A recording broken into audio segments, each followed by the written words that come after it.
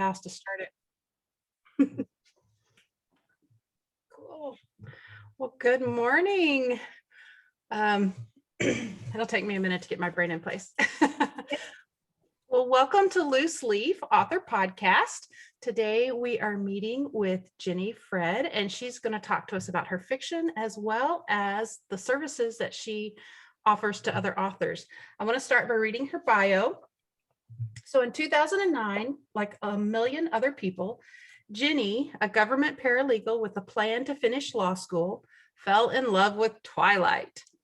She realized she loved fiction too much to do anything else. She is a hybrid author and has published with Harlequin Escape and Limitless Publishing. She finds joy in bringing other people's stories to life and helping entrepreneurs market via fiction. Ask her how. In addition to this, she is certified to teach English, social studies, history, special education, and English as a second language, and is available to help with instructional writing. So whether you need a romance, dystopia, business parable, engaging newsletter content, or instructional design, Jeni Fred can customize services to fit your needs. Well, welcome, Jeni. Anything else you want to say to introduce yourself? No. Well, we're really glad to have you here today. So what our listeners may not know is I actually met Jeni years ago now. Time is flying by. And back then, your author name was Beth, right? Right. So and my books, like my author name is still Beth Fred. So my published books are under Beth Fred. But since I'm doing mostly the ghostwriting now, it's easier to work under my name. Yes, that totally makes sense. But you're one of those people that in my head, I was like, wait, are these two people, one people when you were going back to Jeni? I've had several friends like that, like C.D. Colfelt, I didn't realize was Huntress. And so I had these two best friends that turned out to be one person. So it is probably a lot easier to use just your name, and that way people know who you are. And but Jeni, Beth is one of those people that early in my writing days really inspired me. So I'm super excited to have you here today. Do we want to just jump right in and talk about your fiction first? Sure. Okay, so let's start with how many novels or stories do you have out there? Honestly, like available, I think I only have like 3.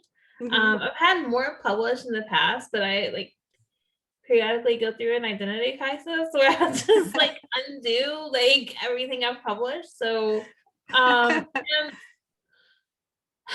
I was published with Harlequin Escape in 2013, but that's been 7 or 8 years now, so the contract is up. So I actually have my rights back to a missing piece, and I could republish it. I thought about it, and there was a sequel that I had published, self-published, and then I just didn't feel like it fit in with the rest of my work. So when I start releasing, if I start releasing YA again, it will be under a different pen name, and my Beth Fred name is pretty much just like romantic comedy, like funny contemporary romance kind of stuff, but I don't really do the serious books with that. And the missing piece like was War Book. Okay. Where I think the heroine was an Iraq War refugee, and the hero's father actually died in Iraq, saving her. Oh wow. So it was really dense stuff and just doesn't kind of fit in with my funny, Yeah, but you could definitely do it with a new pen name and right. Kind of have that more serious side over there. And it was kind of like I kind of took branding for granted when I started writing. Which I mean I have mixed feelings about like I view myself as a writer, not necessarily an author. Okay. And marketing, like none of that was ever really fun for me.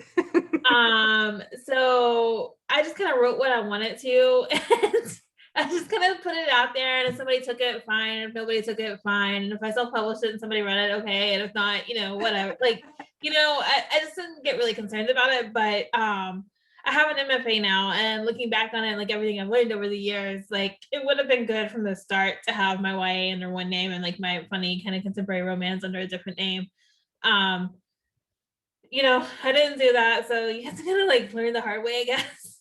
Well, when we started, there wasn't an easy way to learn it other than going to school to do it. I mean, we had to find bits and pieces out there on the internet or in different blogs to teach us, oh, this is what you should be doing. And that makes it a much longer process to figure things out. Cause I'm like you, marketing is not my thing. And I do think there's like a lot of like online classes available now that are really good, that were very like different when we said, like, I used to teach an online class and I don't think it would like hold water in today's market. I mean, and I charged $20 for it. I feel like it was helpful for $20, Yeah. Like, yeah.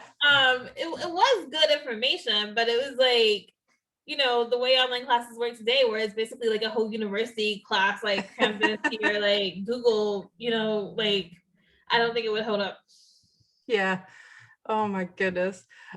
So you said, actually, what I really liked about what you just said is that you were just writing what you wanted to write. And that's something that we talk about on our podcast a lot, is that especially for beginning writers, that's actually what you need to do, because you need to find who you are and your personality. And by doing that, you can discover what kind of writer you are. But then, have you discovered any tips on moving from that stage to the next stage of, okay, before you publish, figure out your branding? Because branding is, we'll have to wait for our clock. Sorry. I can edit that out during editing, but can you hear that? Yeah. So pause, sorry. And we may see my son walk across here eventually. It's spring break, and he's currently in bed behind this bookshelf. So we may see him lumber to the kitchen for breakfast at some point. And I'll just cut all that out of the audio. Our YouTube viewers get all this craziness. Okay, now we're winding down. Okay, so because branding is such an important part about becoming a successful author, have you discovered any tips on how to transition between those two? So one thing I would say, like, if I had it to do over again, I was starting right now with all the information like available now that we did not have in 2010 when I started, I would probably write a whole series before I try, especially if you're in romance, maybe not so much true if you're in like sci-fi or fantasy, or a genre where series are less of a big deal. And also, romance is pretty much given way over to self-publishing. There are still traditional romance publishers, and you can make decent money with them, but there's like a huge market for romance ebooks, and you don't really have to go that route if you don't want to. Right. So if I were starting over as a contemporary romance writer, I would write a whole series before I published anything. Yeah. And I would publish my books rapidly. And then, I'll be working on the next series while I was like releasing this whole series that I'd already written before I published a single word. Like, I'd publish it like probably, a month at a time. And then that 6 months that it took me to publish that 6-book series, I would be working on my next series so I could start publishing that. Yeah. That is one thing. But this is kind of different, not so much for author branding, but just like for you, like as the author, I think it's really important to know like what you want and kind of who you are. Like, I told you I consider myself a writer. And part of that is because I've become a ghostwriter over the past, like since the pandemic started, I've been ghostwriting, right? Like, I write books and they sell for other people with their name on it. And it's because those people are marketers. And if I can write books that sell and get, decent reviews for other people who then hire me back to write the next book, which means probably I did not do a bad job because you now paid me twice to write a book. Probably if I put the marketing behind it, I could do that under my own name. But what I've always said is like, I'm an MFA because I want to write. And if I wanted to like market, I would be like an MBA, which I am not because I don't care about it. Right. So, for me, I'm a writer and writers write, and I'm making my money writing now. And my pen name, well, okay, so there's two things here. Like we said that like each category you write in needs a separate name. Yeah. So if I look at it like that, most of my books are under my name anyhow. Right?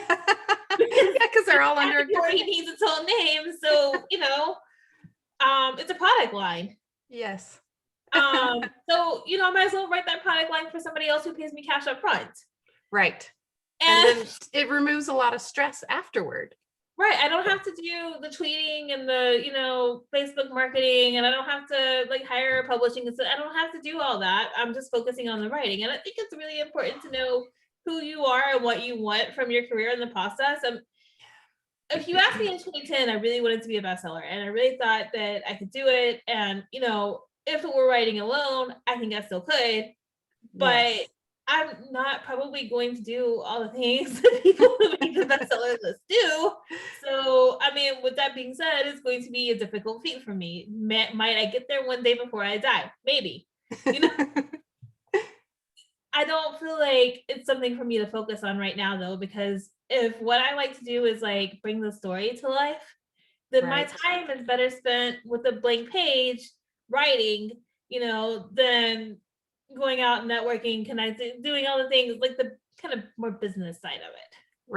Right. I so feel you, Beth. I'm like totally right there with you. That's something I've struggled with for the last year is I was doing so many of these other things like the podcast, and I was trying to learn marketing, and I was taking classes and I was doing all this stuff that I stopped writing. And so for the last month, we haven't had a lot of podcasts because I'm like, I'm writing. Yeah, and it's been wonderful. And the thing is, like that's what I said. I realized there's a difference in being a writer and an author, because the people who I write the books for, who put their name on the cover, they are authors, and they will go out and do the marketing, and they enjoy that part, and they do a good job of it. Like one of my clients researches tropes in the romance genre before I ever get the outline.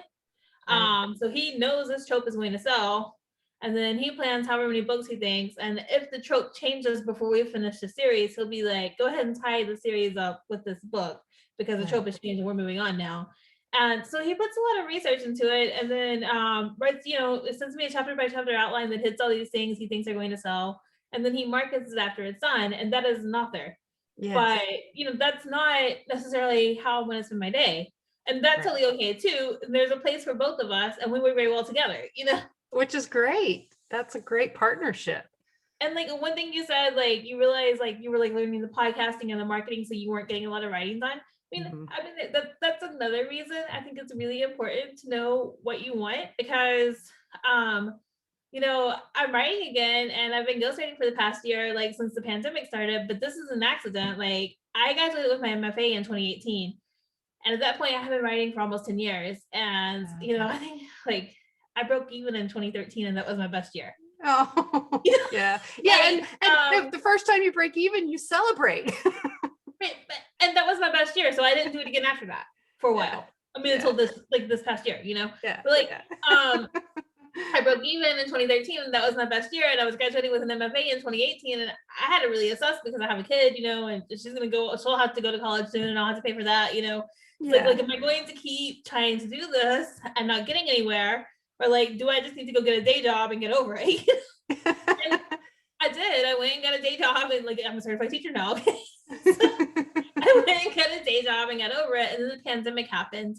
And I was like in this long-term sub position where it was supposed to become like a teaching position, but it wasn't really working out. And then the pandemic happened. So like nobody was going to work, and I'm high risk for COVID. So my husband really did not want me to go into the classroom. Right. So I had to figure out something I was going to do. And I joined a freelance writing group, like on Facebook, just like maybe I can write an article and earn a couple $100 since I can't like work right now. And I met my first client in that group, and then I started writing again, and through the process of like realizing that I really care about the writing, and it's just the writing that I want to do. Like I've been able to actually write my own stuff again, because, I don't really feel guilty if I have to spend money on an editor now, because I'm making money, like, Right. And I think just finding the part of the process and where you are in the process, and kind of like, I mean, you don't have to work in the book industry to write.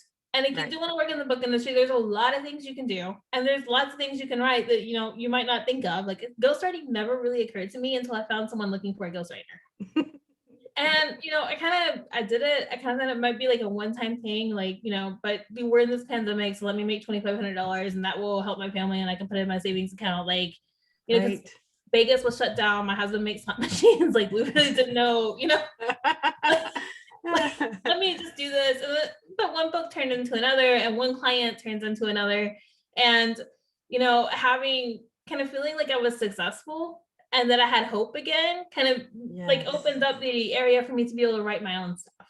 That's wonderful. You know, so, and that's why I'm like just find what you need and what you want that's going to fulfill you, and focus on that area, and just do the best you can with that area, because you don't have to be all the things to all the people. Just do what you're here to do. That's wonderful. I love that. I'm actually reading a book talking about how we need to be doing less, but do that less better. Yes. And that means we have to make choices between what's the most important to us. And as you said, what really is going to fulfill us and help us feel that success. And I love that you said that once you felt success, it freed you up to actually start your own writing again. And now you can take as much time as you want with that, because you've got income coming from your ghostwriting and other things. So, you don't feel that pressure to gotta get it out. And right. You can enjoy it. And, don't have to feel guilty paying an editor. Like, if I need to self-publish it, I won't have to feel guilty about buying a cover. It's tax deductible, and I need the tax deductions because ghostwriting, I'm 100% self-employed. So, it's really cool. I am making money writing. And yes. I view my own books now as kind of like almost like a client magnet. Like, I've been published twice, and that brings me clients because they know that an editor said yes. So like, I'm somebody they can pay to work with, and that's cool. And so there is a purpose to my fiction, and it is serving me. And it doesn't have to be like a New York Times bestseller, and I don't have to go market it because I really don't care. Right. Do you ever find that you wish people knew I wrote that story? Like, have you ever watched any of the past books like do really well and secretly wish people knew you wrote it? Yeah. And sometimes I don't actually know what happens to them after they leave me. So kind of like I kind of wonder what happened to that book, Yeah. And my fiction rates are low enough that I don't really do the editing. Like, I just do the first draft, which that in itself is amazing because that's the part of the process I love. Like, I love drafting, and I don't really love revision. So ghostwriting was kind of like it was like so incredible for me because I'm doing just the part of the process that I love, Yeah. But so they hire a different editor, and I never really know what happens after the book leaves my hands, and sometimes I'm just like, I kind of wonder, like, I wish I knew. And recently I've got into some web writing and marketing writing, which is ironic because I don't like marketing, right?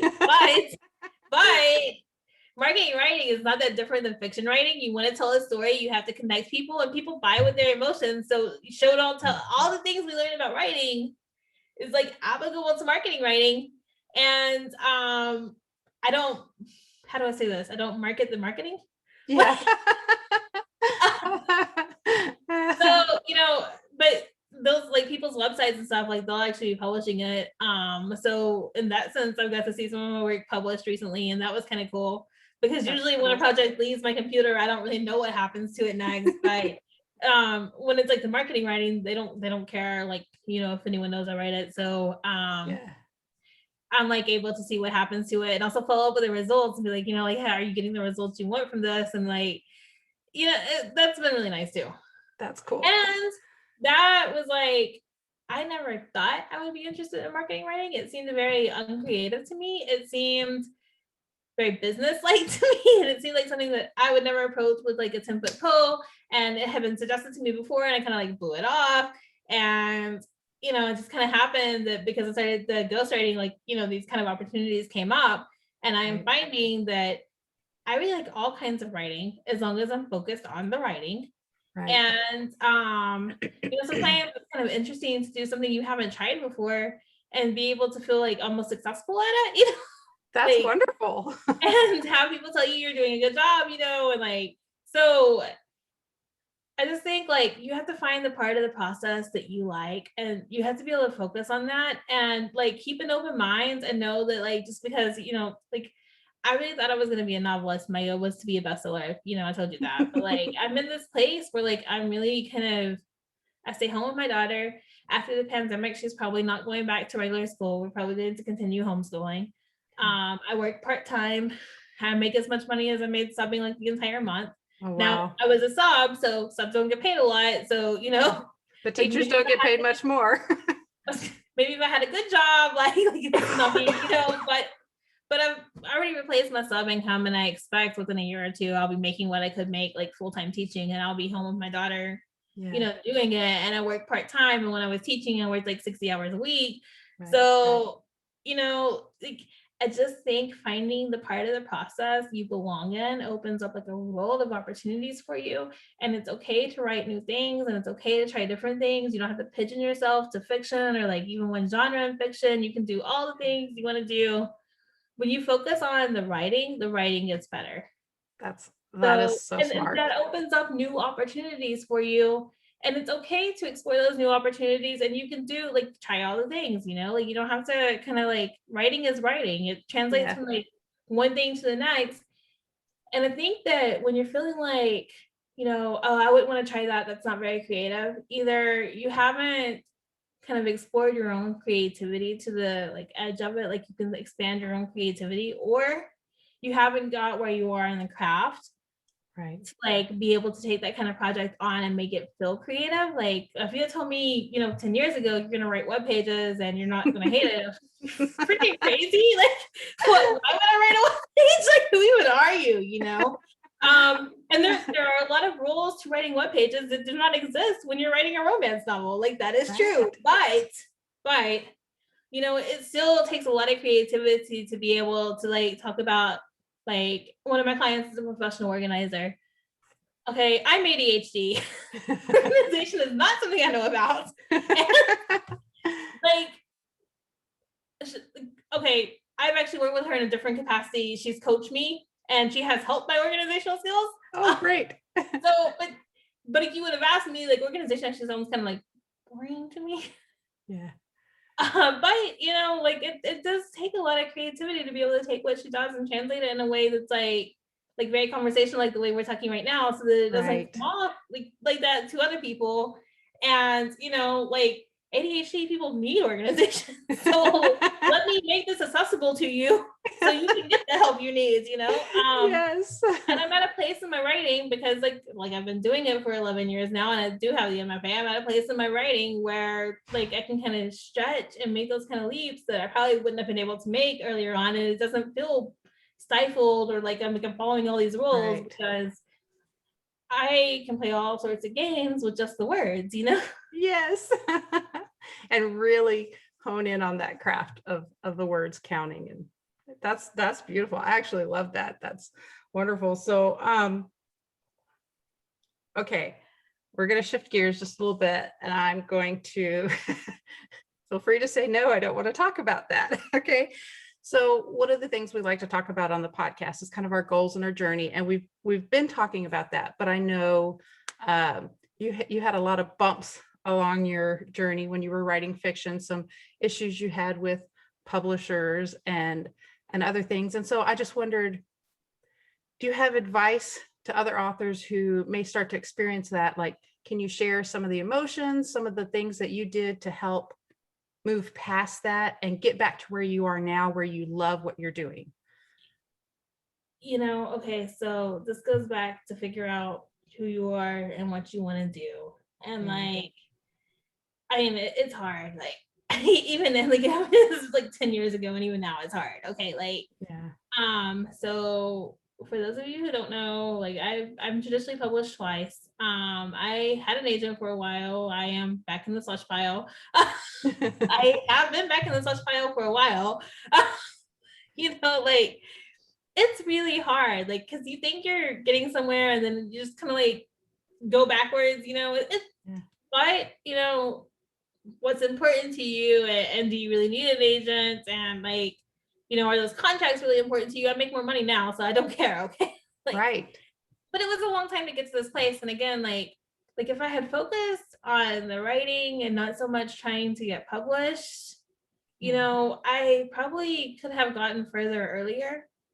And I signed some not good deals because I was really concerned about being published, and it just felt like being successful meant that you were published. And if you weren't published, were you even really a writer? Right. And writers write.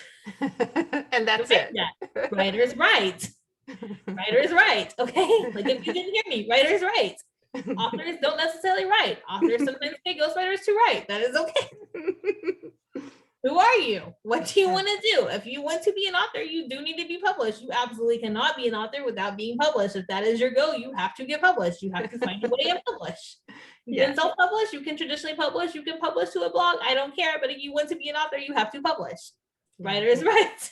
I wanted to write. So, if I had focused on the writing part and not so much like the chasing the publishing part, I probably could have gotten further sooner. And like I told you, like ghostwriting never occurred to me until I actually met somebody in a group looking for a ghostwriter. So, okay, yeah, like they're looking for someone to ghostwrite a romance novel. Oh, hey, wait, I write romance novels. Like here, look at this, Let's try it. Let's see what happens. And I'm writing web pages now, and that's something else I thought that I would never write. I write email marketing, something else that I would never write. Like email marketing and podcast notes are awesome because that's like your clients who want you to write that, they usually need it every month. Right. Exactly. That's almost so like a steady. job. Yeah.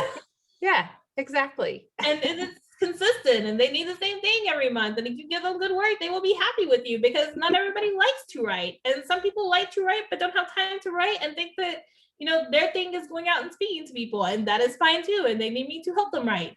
So it's just like really finding out your place, I think, is what makes the biggest difference. You don't have to be published to be a writer. You don't have to be like an Amazon bestseller. You don't have to like nothing. You just need to write. And, if the writing is the piece that you care about, then find all the opportunities to write things that you think you like. Because if you haven't tried it, how do you really know you don't like it? That like is so true. Kids when we try to feed them broccoli. If you haven't tried it, how do you know we don't like it, Focus on the writing, try new things, try like different things. Like, I mean, when I came out, we were so focused on publishing. I just really felt like if you weren't published, you weren't actually a writer. And that, like, publishing is so different than writing. It's like the connecting with people and the like tweeting my book and like the building a book trailer and the Facebook party. All of that gets really overwhelming for me, like really quickly. You probably don't know it, but I actually don't like to go out and talk to people it might not seem like it because I'm talking to you now, but like that's just kind of, so all the things that gave me anxiety about it were the parts that weren't actually the writing. And you asked me earlier, do you ever wish you could tell somebody you wrote that book? And like yeah, and do you like sometimes I don't know what happens to the book after it leaves me, so I kind of like to know what happened to it. But there's a certain amount of freedom in being alone with a blank page, and like there's no kind of, how do I say this? There's no like consequence attached to it. Because I'm paid a certain rate to produce the book.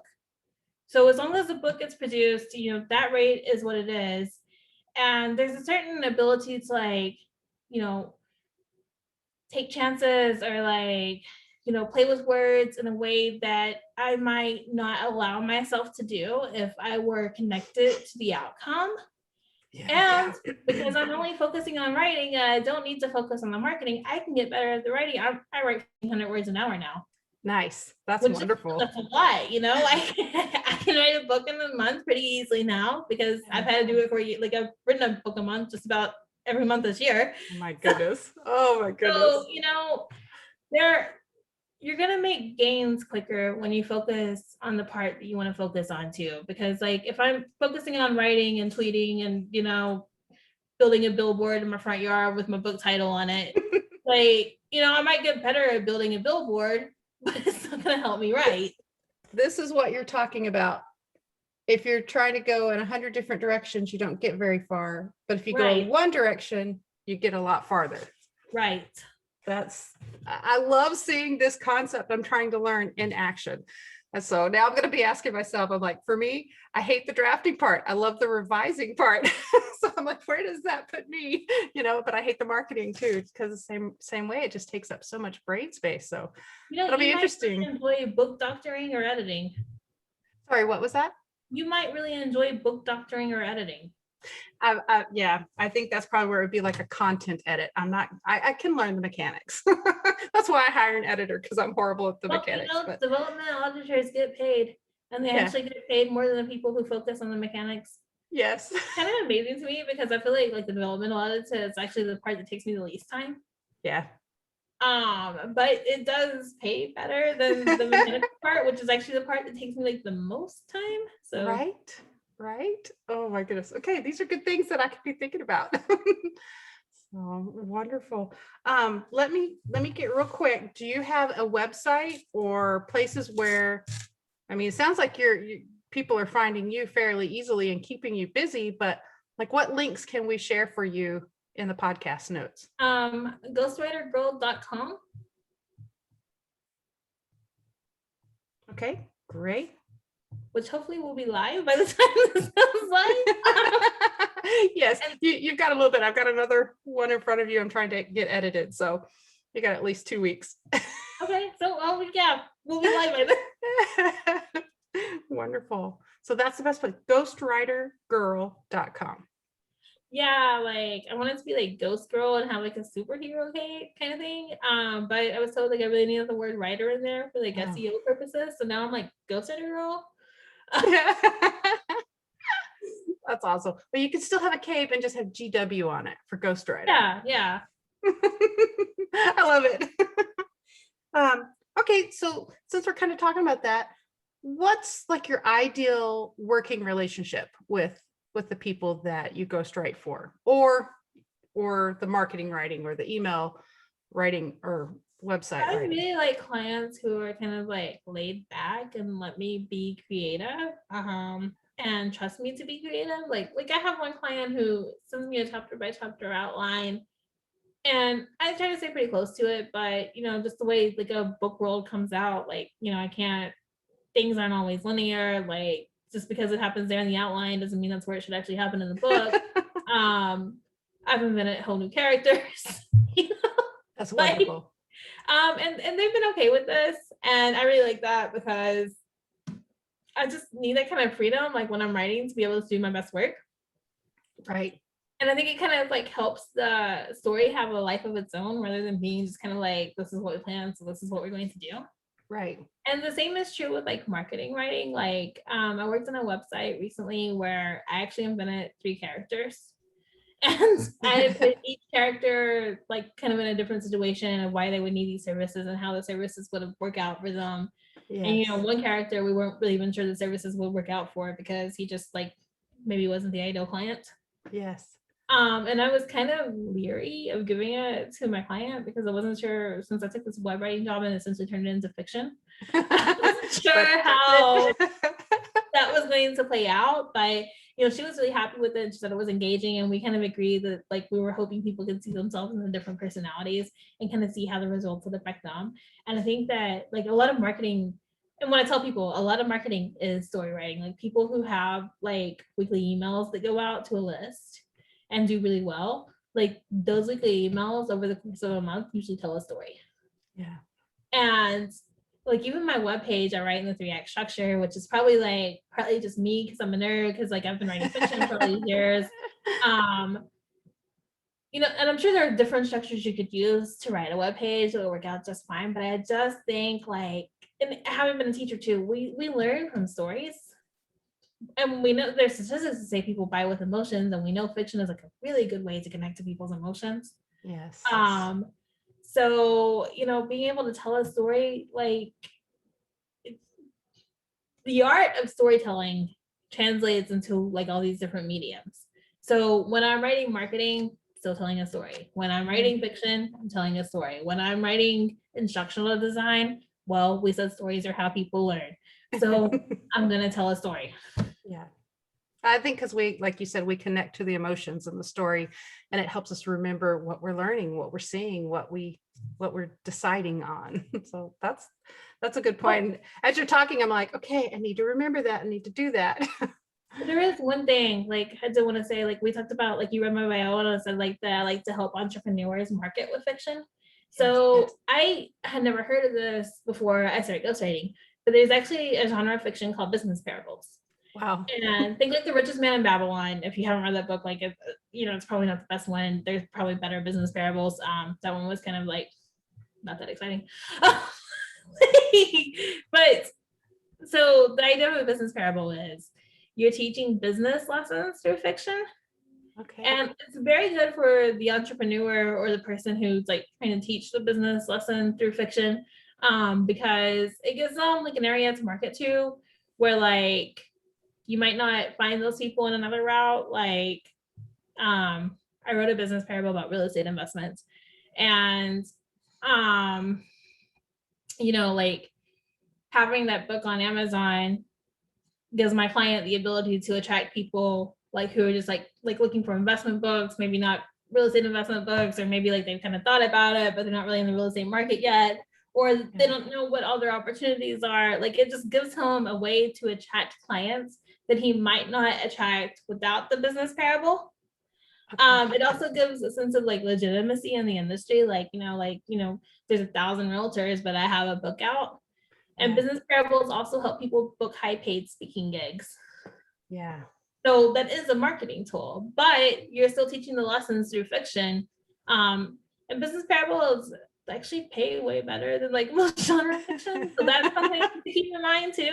But it was really interesting to me to see that like because I think that if you think about elementary school, most people are kind of aware that kids learn through storytelling. Right. But it was interesting to me to see that like really adults do too. And that's why people are paying to have these kind of books written. Right. And my client was a realtor and he wants to focus on real estate, and he should, because that's what he's good at. And that's where his income is. But like, I need to focus on, the writing. So like, it kind of gives us a way to work together too. Yes. And I like that ability to help like entrepreneurs market through a way and reach people that they probably would not have been able to reach without the fiction. And it was kind of eye-opening to me to see just like how far reaching fiction actually is, and I've been writing it for like 10 years, and I kind of consider myself like an expert, but there's like all these things up there that I didn't know. Yeah, we can always learn more. I love like just listening to you and watching you talk. I can see how excited you are about it and how happy it makes you. And that makes me happy because I know you struggled through a lot of stuff, and it's so good to see that you're like, I found my place. I know what I like. I know what I can do.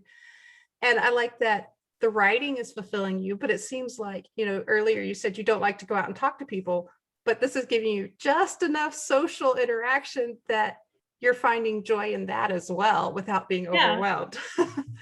Yeah, I mean, because I've never really minded talking to someone one-on-one, but I'm not one of those like work the room kind of people. I'm not exactly an introvert. I'm just not exactly, an extrovert either. Yeah. And I like working with my clients, and most of my clients are like, have been really happy with me. And I like having those kind of relationships, but I like not having, it just feels more organic this way.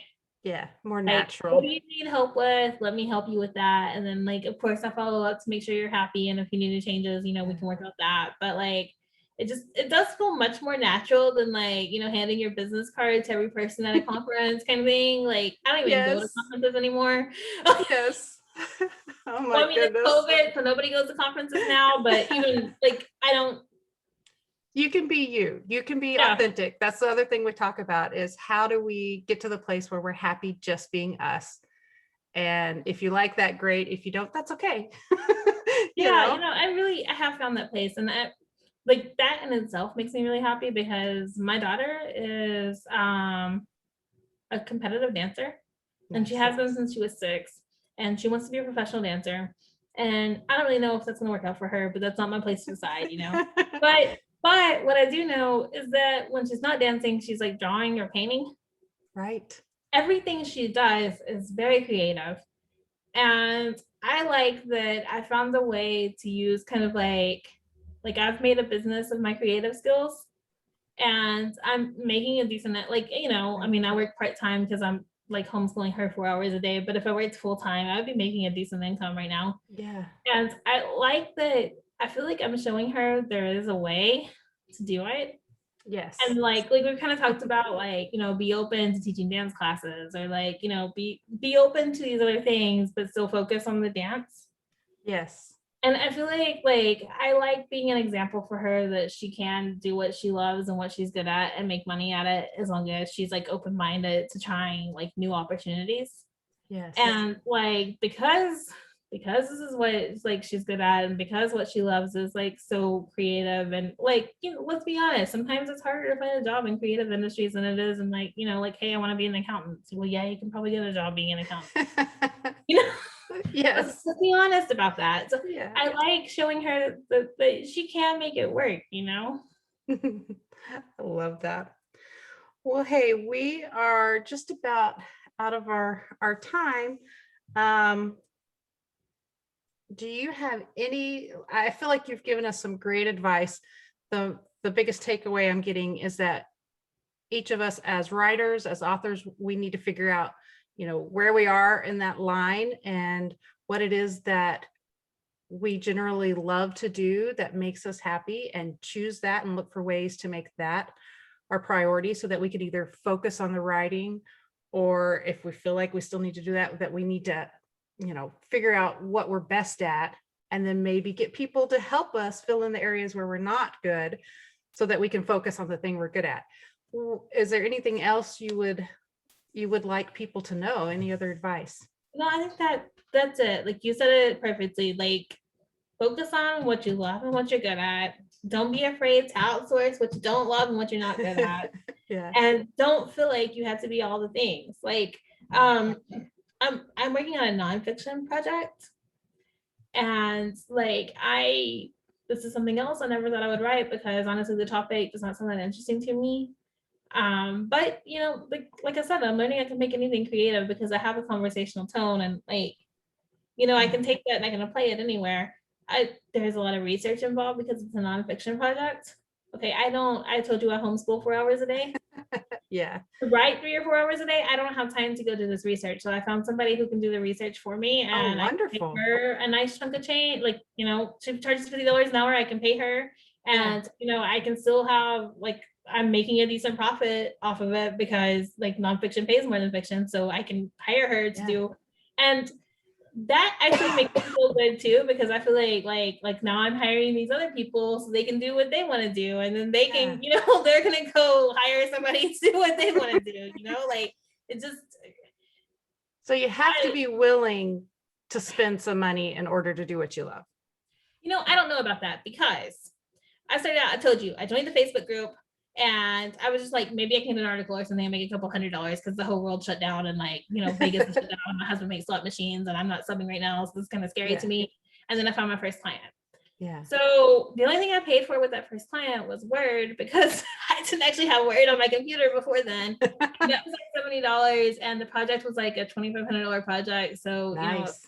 And I didn't even I told you, like, hopefully that my website is live by the time this goes, on air. Yeah. I didn't even have a website for the first year. Oh, wow. I made $12,000 before I even bought a website. That's wonderful. So, I'm in a place now that I'm taking on these different kind of projects, and like they have different kind of demands. And I do need to outsource the part that A, I'm not good at, B, don't want to do, and C, don't have time for. But I don't think I had to spend money until I got here. Yeah. And that was another thing that I feel like is different in authoring and writing. Like, I was so focused on getting published that, I wanted to be an author. Authors do have to spend money because marketing gives money. Like, there's just no way around it, If I had focused on the writing, I really didn't have to spend money before I was ready. Yeah. I love that. I love that. I feel like I have learned so much today. So this is good. It's like, it's kind of a repeat of some of the things I was hearing in this. I did this Women in Publishing Summit at the beginning of the month, and I'm still watching because there was so much content. And you've reiterated some of the ideas that I heard there. And I guess I'm a slow learner. I'm like, I need to hear it a couple of times. So I'm really glad that this was kind of the focus of our talk today, of really digging into what we want to do and what we're good at, and just focusing on that, because those are some hard questions sometimes. Everything. Well, thank you so much, Jeni, for being here. I think I called you Beth earlier, didn't I? It doesn't matter. So now my listeners will be as confused as I am. Jeni. But we're just so glad that you took the time out of homeschooling, probably, or your writing time, I'm not sure, to visit with us today and share your journey with us. And it's pretty clear, to kind of see your goals, that it's just, like I said, so good to see that you're happy doing what you're doing. And I think that's the main goal that I would love for all of our listeners to find, that thing that makes them happy and then just enjoy it. Yes. And so I really appreciate you being here. Thank you so much, Charity. I'm going to stop the recording if I can find it. There we go.